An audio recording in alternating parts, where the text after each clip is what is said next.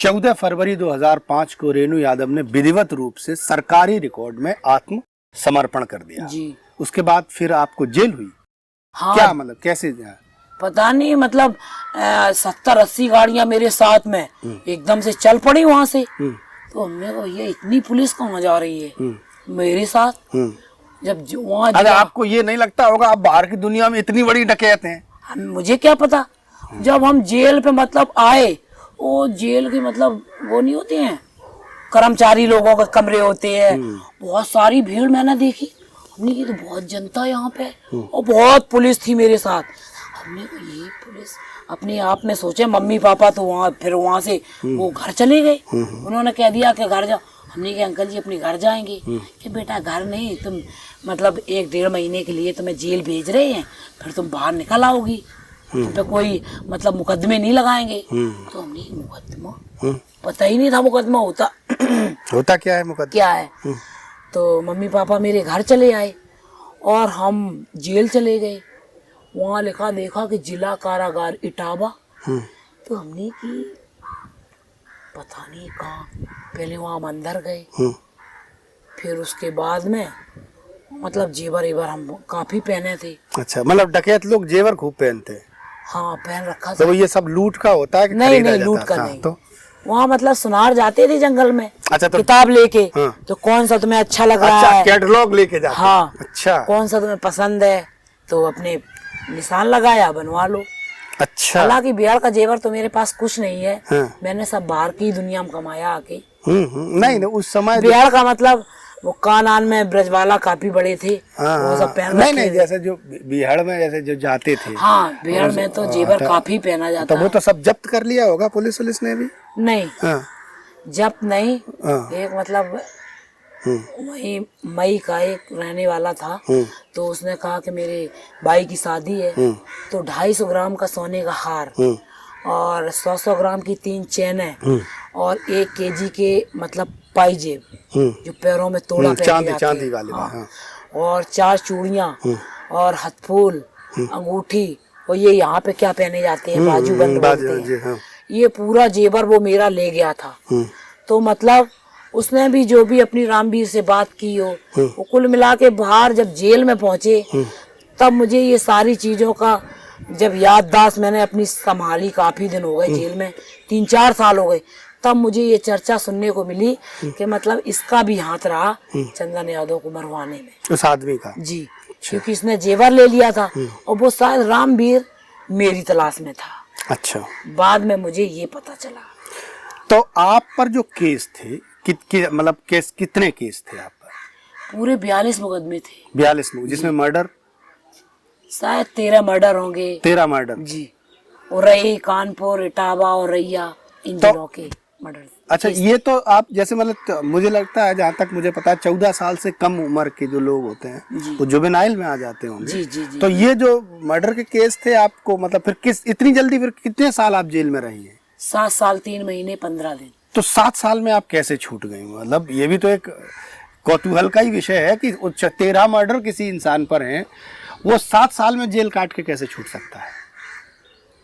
जब मैंने किए ही नहीं, कोई सबूत ही नहीं मिला, मतलब किसी ने यही नहीं कहा कि इन्होंने मारे होंगे। अच्छा, मतलब वो गवाही देने आते हैं, मैंने किसी की हत्या ही नहीं की।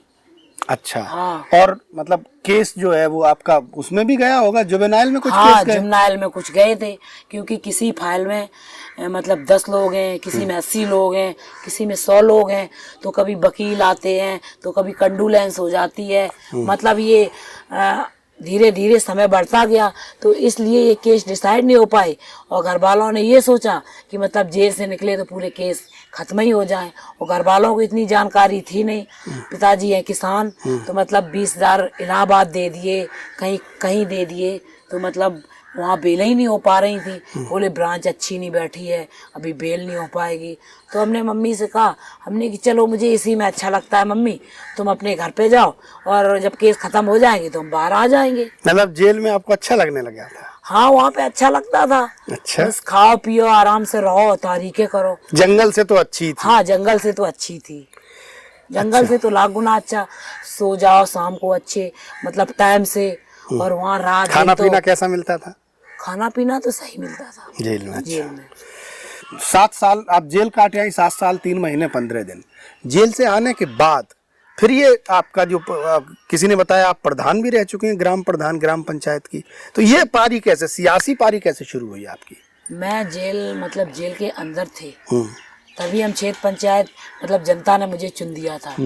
और वो क्या नाम जो प्रधान जी को पता है, और जो मतलब हमारे चंदन यादव जो थे मालिक, उनके जो भाई है वो प्रधान हो गए थे। तो जनता ने हम लोगों को चुन के बनाया था। मतलब जनता, तो उस समय आप क्या जेल में ही थी? जी। अच्छा, तो ये प्रधान जी हो गए इनके जी। तो जब बाहर की दुनिया में जब निकल के आए तो लोगों ने बड़ा मतलब सम्मान दिया मुझे। और आज भी गांव में कोई बात होती है किसी भी तरीके की, तो मतलब पंचायत में या किसी भी कार में, तो वो लोग हम ही लोगों को बुलाते हैं। अच्छा चलिए, ये तो आपका काला पक्ष था, जिंदगी का एक बुरा दौर था। प्रधान होने के बाद तो एक अच्छी जिंदगी आपने जीनी शुरू की।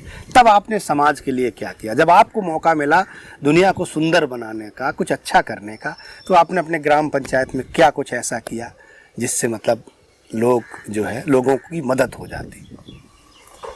लोगों की मतलब ग्राम पंचायत में क्या, किसी की लड़ाई हो गई तो कहीं मतलब जाके कंप्रोमाइज।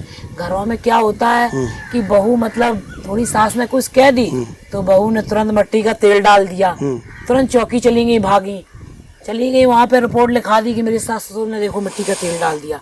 चौकी गई वहाँ, साहब ऐसी बात नहीं थी, वो भले लोग हैं। और मतलब इस तरीके कोई, उस पार्टी को भी बुलाया, समझाया दोनों पक्षों को बैठ के। और मतलब बहुत सी मतलब ऐसी पंचायतें मैंने की, 20 बहुएं जो अपने घर छोड़ के जा रही थी, अपने हस्बैंड को छोड़ के जा रही थी, वो मैंने घर बसा दिए। तो ये जो बहुएं आ नहीं रही थी, कितनी कितनी दूर से आपको बताएं, वो समझो अपनी जिम्मेदारी पे लेकर के अपने गांव में, अपने क्षेत्रों में मैंने समझो लाके घरों में रख दी। तो आज 2021 की रेणु यादव क्या कर रही हैं और क्या हमारे दर्शकों से आप कहना चाहते हैं? आपने बड़े धैर्य से रेणु यादव जी की कहानी को सुना है, इनकी ज़िंदगी को सुना है।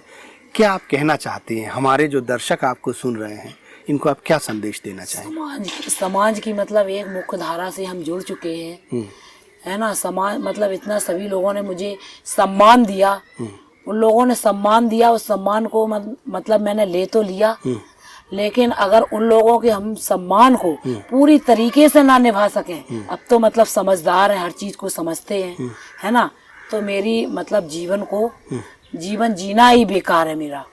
अब समाज की मुख्य धारा से जुड़ करके सब अच्छे ही हम कार्य करते हैं, कभी ये भी नहीं सोचते हैं कि मेरे पैर से मतलब एक चींटी भी मर जाए। तो बहुत बहुत धन्यवाद रेणु यादव जी, आपने अपनी ज़िंदगी हमसे शेयर की। प्रशस्ति स्टूडियो के जितने भी दर्शक हैं, हम कोशिश करते हैं कि वो तमाम सारी कहानियाँ जो चंबल की फ़िज़ाओं में तैरती रहती हैं, आमतौर पर जब भी आप चंबल का नाम सुनते हैं तो ऐसे लगता है कि कोई बहुत ही ख़तरनाक इलाका है। डकैत का नाम सुनते हैं तो ऐसे लगता है घोड़े पर बैठ के कोई बंदूक लेकर आएगा और भी 4-5 लोगों की हत्याएँ कर देगा। ये जिन्होंने डाकू की ज़िंदगी जी है या चंबल के बीहड़ में बागी का जीवन जिया है, इनका जीवन भी कोई इतना सरल नहीं होता। ज़िंदगी में क्या कैसे घटा, क्या कैसे चलता है, वो सब रेणु यादव जी से आपने सुना और इसके बाद निर्णय आपका है। आप क्या अनुमान लगाते हैं, क्या सोचते हैं, ये आपके ऊपर। बहुत बहुत धन्यवाद। मैं कुमार मनोज, आपने हमको सुना, इसके लिए हम बहुत बहुत आपके आभारी हैं। और एक बार रेणु जी आपका बहुत बहुत बहुत बहुत धन्यवाद। ठीक।